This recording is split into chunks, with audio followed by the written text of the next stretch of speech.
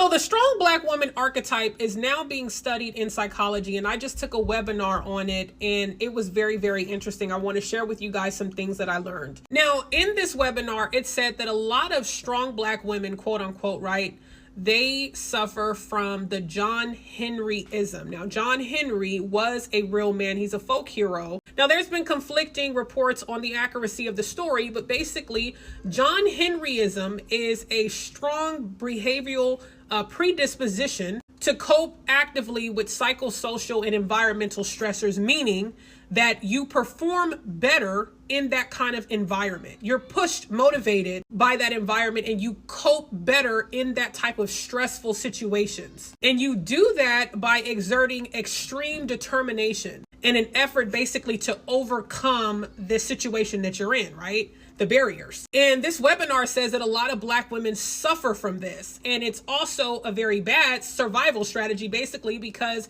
in the John Henry story, he actually died by continuing to do this. His heart went out and he died. It also says that a lot of black women suffer from binge eating, okay, that they don't feel like is actually an issue because of body positivity within the black community, which they say actually hurts us because we don't believe that we're as big as we actually are. Depression, anxiety, and chronic stress. Allostasis is another issue that they say is really hurting black women, because allostasis is your ability to adapt to change, right? So they're saying that basically in homeostasis, your body is reacting to a stressor, right? And your body is doing what it can to calm down the heart, calm down the blood pressure, so on and so forth.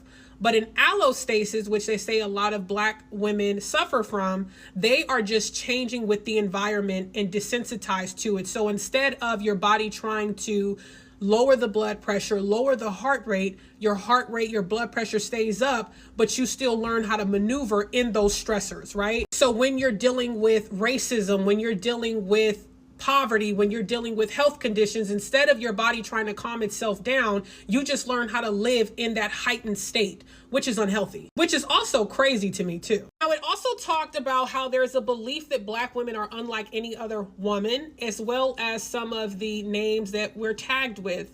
Some of them are the angry black woman, right? Too much aggression. The Jezebel, which is black women are promiscuous and hypersexual by nature. And it talked about how when black girls are over-sexualized, but then also black girls will be victims of sex crimes and no one will believe them because they're already perceived to be hypersexual, right? Another one is the adultification and criminalization in childhood starting. We heard about the school pipeline, school to prison pipeline. That's a huge research project there. You guys should look into that. There was also the hypersexualization of childhood, the teacher bias, which we've heard about, right? Teachers don't really think that black kids can perform well, so they don't really expect them to do so, which results in those kids being unmotivated. So it kind of ends up being like a self-fulfilling prophecy, unfortunately. Another one is that black women are perceived to not show emotion, right? That they do not need anybody. And I have seen a lot of us have that kind of mentality.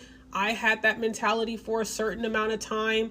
And I think that comes as a trauma response of never having anybody. So you learn to adapt, which is kind of goes back to, right, that allostatic load, right? You feel like I haven't had anybody, so I'm gonna just maneuver and make it despite me not having that. So really, really interesting. If you guys can find anything on the strong black woman archetype, the research, definitely look it up, especially if you are a black woman, because it's very eye-opening and educational. Might make you look at the way that you're living your life a little bit different, or the women around you.